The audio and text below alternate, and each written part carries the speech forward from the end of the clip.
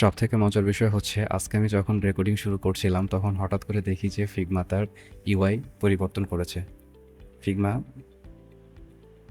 নতুন ইউআই আমি আপডেট পেয়েছি। ফিগমার নতুন এই ইউআইটি আপনিও চাইলে পেতে পারেন। এটি খুব সহজে পাওয়ার জন্য হেল্প অ্যান্ড রিসোর্স আইকনে ক্লিক করলে এখানে একটি অপশন চলে আসবে, go back to previous UI navigating Figma's new UI. এখানে হয়তোবা আপনার কোনো একটা অপশন থাকতে পারে, আর যদি আপনার অ্যাকাউন্টে ফিগমায় এই অপশনটি না থাকে তাহলে কাইন্ডলি ইউটিউবে একটু সার্চ করে দেখবেন। একটি গুগল ক্রোম এক্সটেনশন রয়েছে, আমি দেখলাম একটু আগে। সেটি ইনস্টল করে আপনার অ্যাকাউন্টে ব্রাউজারে ফিগমায় লগ ইন করলেও এই UI3 এনাবল হয়ে যাবে। বিস্তারিত ইউটিউবে সার্চ করলে আপনি পেয়ে যাবেন। এখন আমরা আবার আগের সিকোয়েন্সে চলে আসি। আমরা লাস্টে ছিলাম টেক্সট মেনুতে। আজকে আমরা অ্যারেঞ্জ মেনু এর সবগুলো সাবমেনুর ফাংশনালিটি সম্পর্কে জানব। এর ফার্স্ট ফাংশনালিটি হচ্ছে রাউন্ড রাউন্ড টু পিক্সেল। আচ্ছা, আমরা এই সাইড বার দুটিকে হাইড করে ফেলি। এটার জন্য শিফট ব্যাকস্ল্যাশ ইউজ করলে এটি হাইড হয়ে যাবে। ফিগমার এই আপডেটটা আমার অনেক ভালো লেগেছে। মানে এগুলো হাইড করে ফেললে ডিজাইনে অনেক ক্লিন থাকে, মানে অনেক মনোযোগ দেওয়া যায়। So it's a good update. আজকে আমরা এই অ্যারেঞ্জ মেনুর সবগুলো সাবমেনু সম্পর্কে জানবো। এর জন্য আমরা একটি রেক্টেঙ্গেল নিতে পারি এখান থেকে। আমি আগে থেকে একটি বোঝানোর স্বার্থে নির্দিষ্ট পরিমাপের রেক্টেঙ্গেল নিয়ে রেখেছি। এর সাইজ হচ্ছে 10x10, আর এর পজিশন হচ্ছে 1001 এবং 701 পিক্সেল। এটিকে আমরা একটা কাজ করব, সেটি হচ্ছে 1000.5 এবং 700.5, মানে এই এক্স এবং ওয়াই পজিশন একে ডেসিমাল নাম্বারে নিব, পূর্ণ সংখ্যায় নিব না।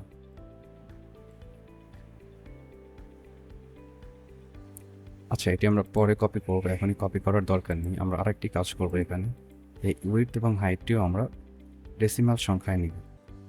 তাহলে আমাদের বিষয়টা আরও ক্লিয়ারলি বুঝতে হেল্প করবে।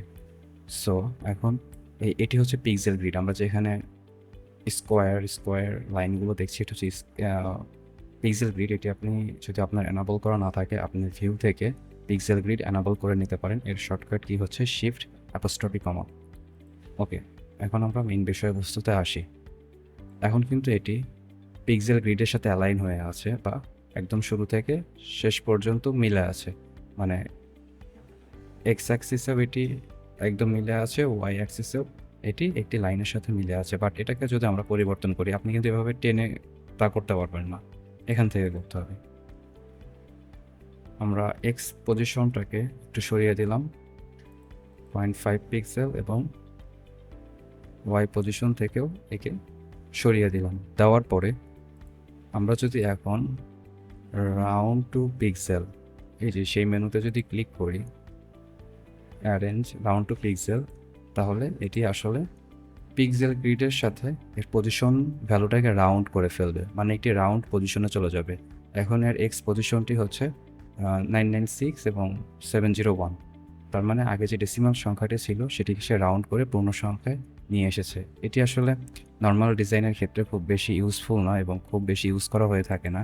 এই ফিচারটি, এই পারফেক্ট পজিশনিং সেটিংটি মূলত অ্যানিমেশন প্রোটোটাইপের ক্ষেত্রে অনেক বেশি ইউজ করা হয় পারফেক্ট পজিশনিংয়ের জন্য। এই ভিডিওতে আমরা অ্যারেঞ্জ মেনুর অ্যালাইনমেন্ট সম্পর্কে জানব। অ্যালাইনমেন্ট লেফট থেকে শুরু করে অ্যালাইনমেন্ট বটম পর্যন্ত। আমি আগে থেকে বোঝার স্বার্থে কিছু লেআউট ক্রিয়েট করে রেখেছি, যাতে আমরা খুব সহজে বুঝতে পারি। অ্যালাইন লেফট মূলত যেটি করে, এখানে যে প্রত্যেকটা এলিমেন্টের ভার্টিক্যাল লাইন রয়েছে, আমরা একটু ড্রয়িং করে বোঝাই। এই প্রত্যেকটা এলিমেন্টের যে ভার্টিক্যাল লাইনটি রয়েছে, এটি এটি এটি এই লেফট সাইডের ভার্টিক্যাল লাইনগুলোকে একসাথে মেলাবে, যেটি হচ্ছে অ্যালাইন লেফট। আমরা যদি প্র্যাকটিস করে দেখতে চাই, লাইক আমরা এটি একটু সরিয়ে দিলাম, এটিকেও সরিয়ে দিলাম ডান পাশে, তারপর সবগুলোতে সিলেক্ট করে যদি অ্যালাইন লেফট চাপ দিই, তাহলে এর সবগুলো ভার্টিক্যাল লাইন একসাথে মিলে যাবে। This is call align left. Align right, আমরা সবগুলো এলিমেন্ট যদি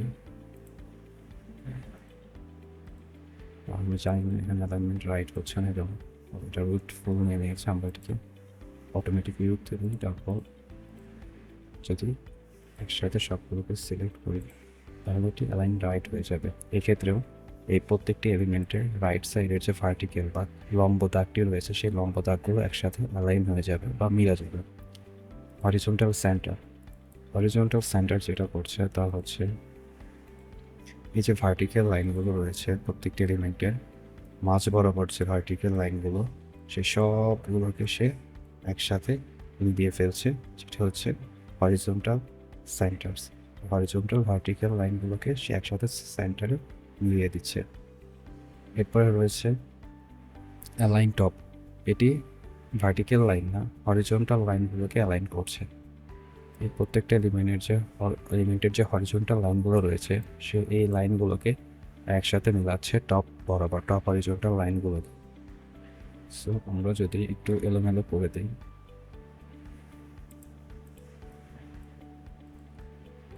তারপরে একসাথে সব সিলেক্ট করে যদি অ্যালাইন টপে দিই তাহলে সবগুলো টপ হরিজন্টাল লাইন একসাথে মিলে যাবে। এই ক্ষেত্রে যদি আমরা এটাকে একটু সেদিক সরিয়ে দিই এবং একসাথে সিলেক্ট করি এবং হরিজন্টাল অ্যালাইন ভার্টিক্যাল সেন্টার্স, এই ভার্টিক্যাল যে সেন্টার লাইনগুলো রয়েছে প্রত্যেকটা এলিমেন্টের তা একসাথে সেন্টারে চলে আসবে। This is call align vertical centres লাইনগুলোকে একসাথে সে অ্যালাইন করবে। এরপরে রয়েছে অ্যালাইন বটম। এই প্রত্যেকটি এলিমেন্টের যে বটম ভার্টিক্যাল লাইনগুলো রয়েছে সেগুলোকে সে একসাথে এক লাইনে নিয়ে আসবে। This is call align bottom. Vertical লাইনগুলোকে বটম বরাবর একসাথে মেলাবে। এই যে ভার্টিক্যাল অ্যালাইন বটম। আমরা এই এলিমেন্টটাকে সিলেক্ট করতে ভুলে গিয়েছিলাম। সবগুলো এলিমেন্টের বটম ভার্টিক্যাল লাইনগুলো একসাথে মিলে গিয়েছে, লাইন বটম হয়ে গিয়েছে। আমরা ডিজাইনের ক্ষেত্রে এই অ্যালাইন টুলটা অনেক অনেক বেশি ইউজ করে থাকি। সো এই টুলগুলোর ফাংশনালিটি সম্পর্কে কীভাবে কাজ করে তার সম্পর্কে ক্লিয়ার আইডিয়া থাকা অত্যন্ত জরুরি। এখন আমরা অ্যারেঞ্জ মেনু টাইডি আপ এর ফাংশনালিটি সম্পর্কে বিস্তারিত জানব। টাইডি আপ শব্দের অর্থ মূলত কোনো কিছু গুছিয়ে রাখা বা অর্গানাইজ করা। এখানে এটি যা করে তা হচ্ছে প্রথমত অবজেক্টগুলো যা আমরা সিলেক্ট করব তার মধ্যে ইকুয়াল গ্যাপ বা স্পেস ক্রিয়েট করবে। তারপরে সেখানে যদি মাল্টিপল রো বা কলামের মতো কোনো লেআউট থাকে সেটিকে কলাম ও রো অনুসারে সাজাবে। যেহেতু এখানে একটি কলামের মতো লেআউট মাল্টিপল নেই, এখানে মাল্টিপল মানে দুটি কলামের মতো লেআউট রয়েছে। সো এটির ক্ষেত্রে এটি আলাদাভাবে বিহেভিয়ার করবে, এর ক্ষেত্রে সিঙ্গেল কলামের মতো দেখতে এর ক্ষেত্রে এটি আলাদাভাবে বিহেভ করবে। এখন যদি আমরা টাইডি আপ মেনুটি সিলেক্ট করি, এ শুধু ইকুয়াল স্পেস মানে সবগুলো এলিমেন্টের মধ্যে স্পেসগুলোকে ইকুয়াল করবে 40 পিক্সেল। বাট এখানে কিন্তু প্রায় দেখতে দুটি কলাম রয়েছে, এজন্য এর ক্ষেত্রে টাইডি আপ দুটি কলাম ক্রিয়েট করবে এবং ইকুয়াল স্পেস ক্রিয়েট করবে। এই যে এটি মূলত মাল্টিপল কলাম বা গ্রিড লেআউটের ক্ষেত্রেই বেশি ইউজ করা হয়। তারপর এটা তো কলাম ক্রিয়েট করবো, এই ক্ষেত্রে সে রো ক্রিয়েট করবে।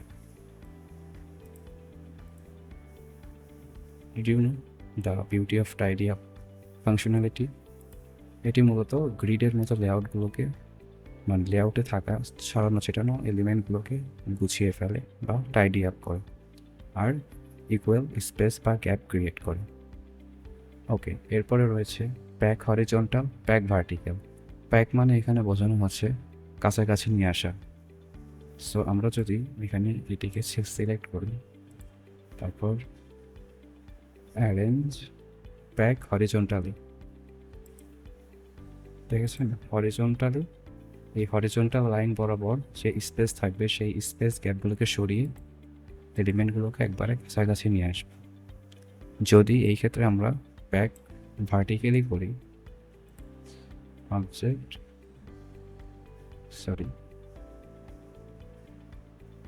প্যাক ভার্টিক্যাল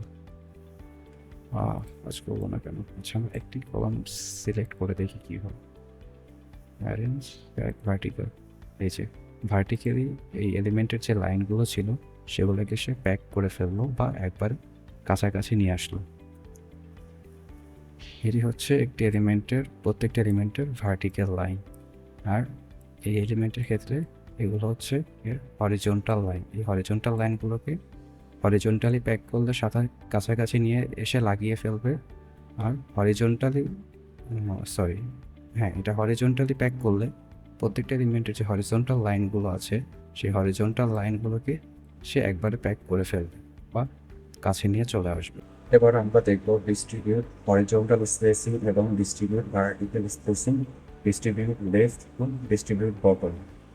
এই জিনিসগুলো একটু জটিল, মনোযোগ দিয়ে না দেখলে হয়তো বা আপনার জন্য বোঝা অনেক কষ্ট হয়ে যাবে। সো আশা করি আপনার মনোযোগটি সম্পূর্ণ দিয়ে ভিডিওটি দেখবেন। সবার আগে আমরা দেখব distribute horizontal spacing. Distribute spacing means give equal space. যদি আমরা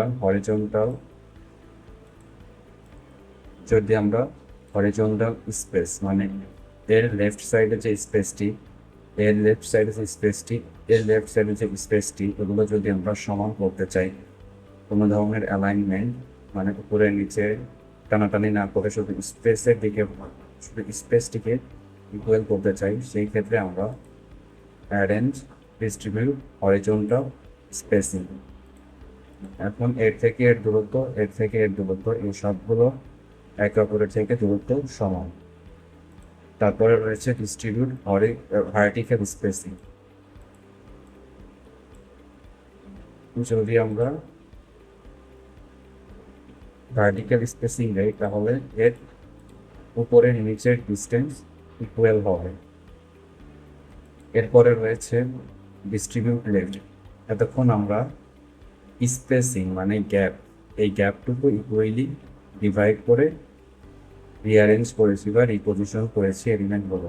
বাট এই ক্ষেত্রে distribute left, distribute horizontal, centre ওইগুলো কিন্তু স্পেস ডিভাইড বা মানে ইকুয়াল ডিস্টেন্স করবে না ভাগাভাগি করে। এখানে মানে স্পেসিং এর সাথে এর কোনো সম্পর্ক নেই, এখানে হচ্ছে ডিস্টেন্স।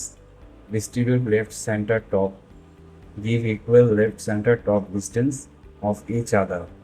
মানে আমরা যদি এক্সাম্পলের মাধ্যমে বুঝি, যদি এই চারটে এলিমেন্টকে সিলেক্ট করি,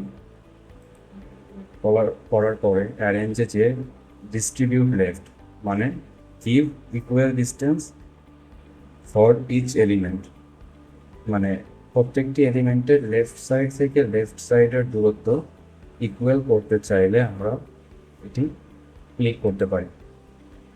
এই যে এর লেফট সাইডের ডিস্টেন্স সমান, এর লেফট সাইডের ডিস্টেন্স সবগুলো সমান, কিন্তু এখানে কিন্তু স্পেসিং অন্যরকম, ভিন্ন। এখানে আমরা স্পেসিং ইকুয়ালি সমান করেছি আর এখানে লেফট সাইড থেকে লেফট সাইডের ডিস্টেন্স সমান করেছি। যেহেতু আমরা ডিস্ট্রিবিউট লেফট ক্লিক করেছি মানে আমরা ইকুয়াল ডিস্টেন্স ক্রিয়েট করেছি এখানে। ফর এক্সাম্পল আমরা যদি এটা মেজার করতে চাই,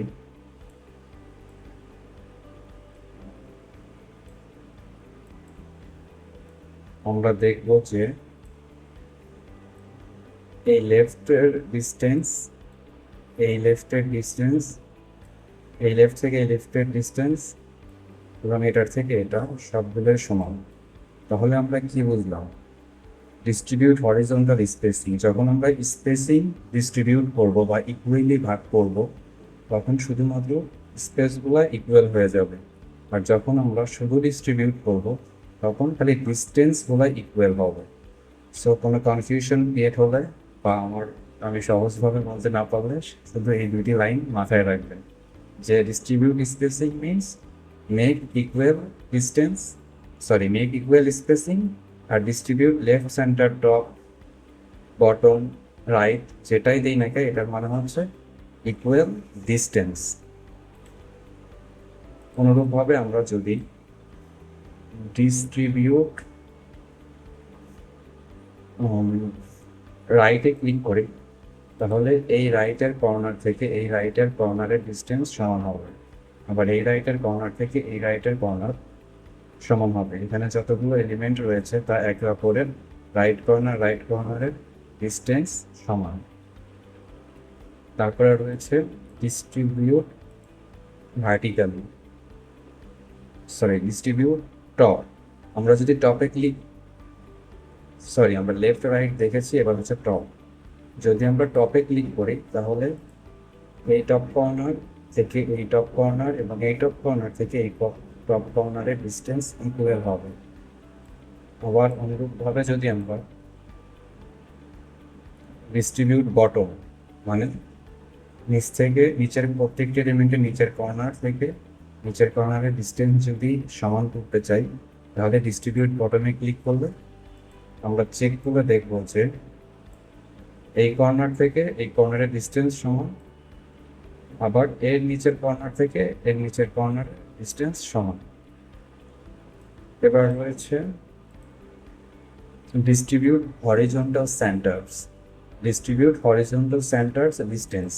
যদি আমরা এটা ক্লিক করি তাহলে এই যে হরিজন্টাল যে সেন্টার, এই হরিজন্টাল লাইনের সেন্টার হচ্ছে এইটা। সো এইখান থেকে এইখানের দূরত্ব সমান, এখানের থেকে এইখানের দূরত্ব সমান।